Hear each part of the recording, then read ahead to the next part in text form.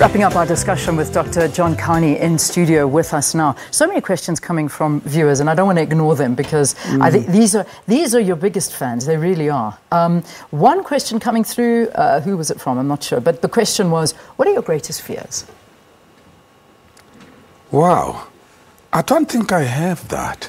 I live my life on a very positive sort of drive.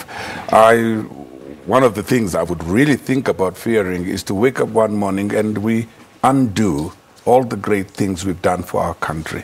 We find ourselves back in a situation that worse than what we were before. And we've all, at different levels, made a serious contribution towards normalizing the situation in South Africa. And when there are issues and things that we see that threaten the very sort of roots of our democracy, our constitutional democracy, that then makes me not sleep at night. Yeah, so those are your fears. I mean, let's talk about it for a little bit now. I mean, what do you make of our political situation in South Africa? Are you worried for us? Do you think that we're in a tough time? I mean, you've been around for a while. You were very, very close to Madiba as well. I mean, what we're seeing now, are we going in the right direction, or do we need a bit of help? We need a bit of help, but from ourselves. We need good men and good women who know and can make a contribution towards changing our situation to stand up. As someone very important said, if we keep quiet and watch our country and our lives deteriorate, then we cannot call ourselves victims. We're actually accomplices to what's going on. We need to stand up and say, this is not the way. This is not what Madiba, Walter Sisulu, Govan Mbeki, this is not what Slovo died for. These are the things that are very important. And as an artist, I see myself as a thermometer that measures the temperature of change within my country. As an artist, I see myself as a mirror reflecting my own society, so we can see ourselves and compliment and critique and encourage ourselves. So those things are very important to us. Yeah. So we are, without not underestimating, we have a couple of problems, but we don't have a Donald Trump problem.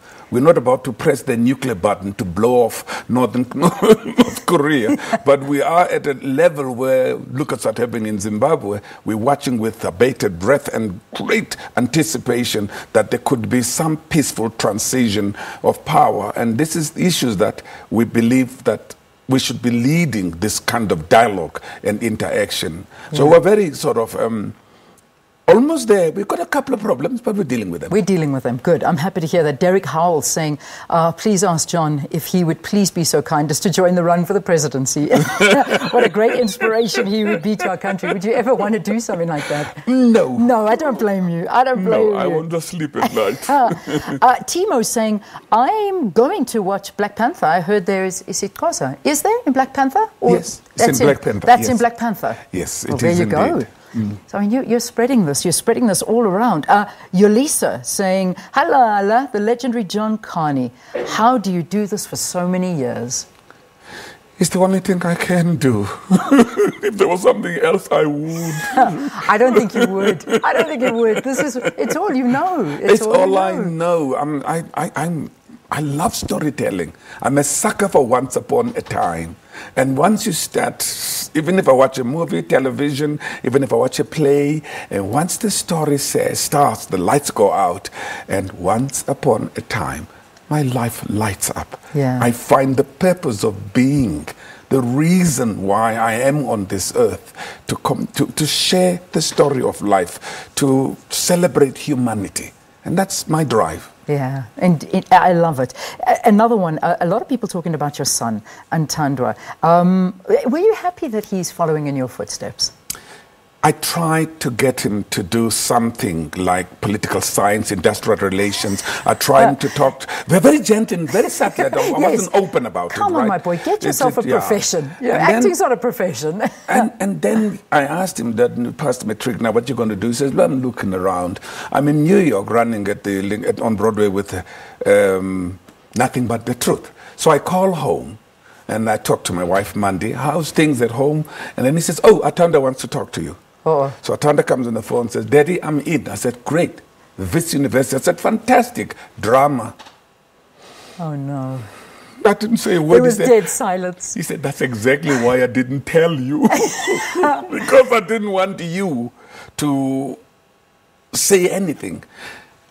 He's doing very well. He's now in New York doing a master's at the NYU University while he's working on movies.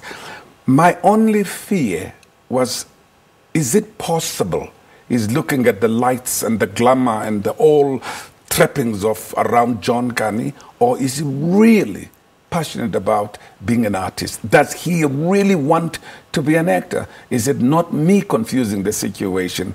It's fantastic, fantastic career and the profession when it's going and good, but when it's not going, it could be miserable without work. Yeah. So I didn't want him to go through all my struggles. But life is strange. Young people want to do their own journey, go around the corner 4 times when I know exactly the shortcut, but we're not allowed to tell them. No, they got to learn the hard way. They got to learn the hard way. They have to learn the hard way, and he's doing a very, very good job, which is exciting. So it's good to see him doing so exceptionally well in your footsteps as well. I just need to ask you, because we've got to wrap up, but I think a lot of people want to hear about the Lion King, the phone call, and knowing you got the role. How was that for you? How did you find out?